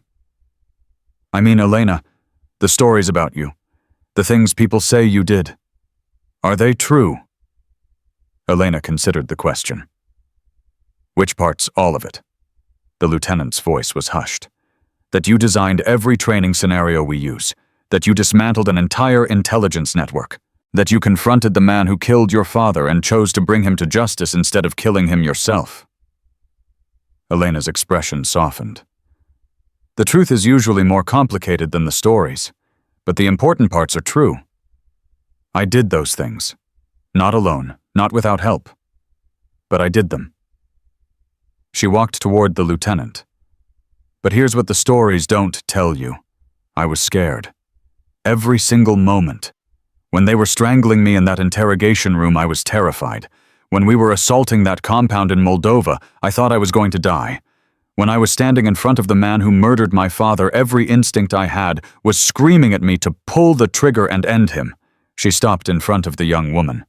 Courage isn't the absence of fear. It's the decision to act despite the fear.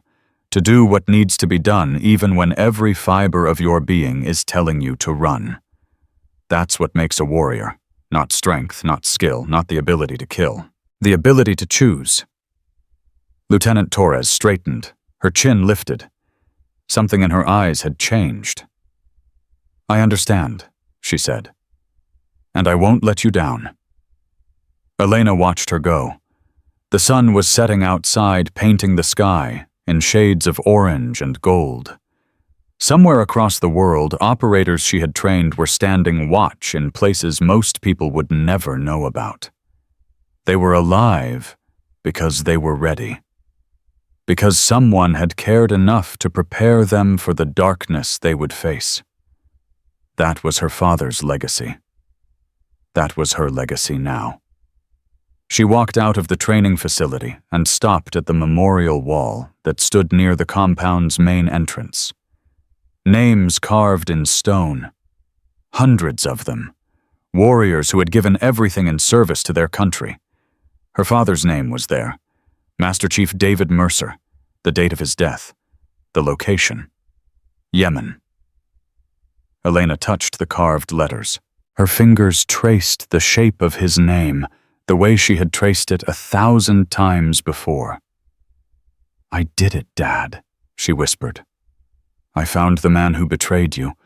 I brought him to justice. I saved lives the way you taught me to save them." Tears were flowing freely now. She didn't wipe them away. "I know you're proud of me. I know you're watching, and I want you to know that I'm going to keep going. Keep building. Keep protecting the brothers and sisters you left behind." She stepped back from the wall. "Your legacy isn't these words carved in stone. Your legacy is every operator who comes home safe because of what you taught me. Every family that stays together because I learned from you how to think like a warrior." She touched the KIA tattoo on her wrist one final time. "I love you, Dad, and I'll see you again someday. But not yet. There's still work to do." She turned and walked away from the memorial, her shoulders straight, her head held high. Behind her, the names on the wall caught the last rays of the setting sun. 214 additional names had been added since the Moldova operation. Not casualties, survivors. Operators who had come home alive because the Oracle had found the traitor before more people could die. Elena Mercer was 20 years old. She had designed training programs that saved hundreds of lives. She had dismantled an intelligence network that had been killing Americans for over a decade. She had confronted the man who murdered her father and chosen justice over vengeance. She was the daughter of a legend, the creator of the Oracle program, the mastermind behind the elite SEALs. And she was just getting started.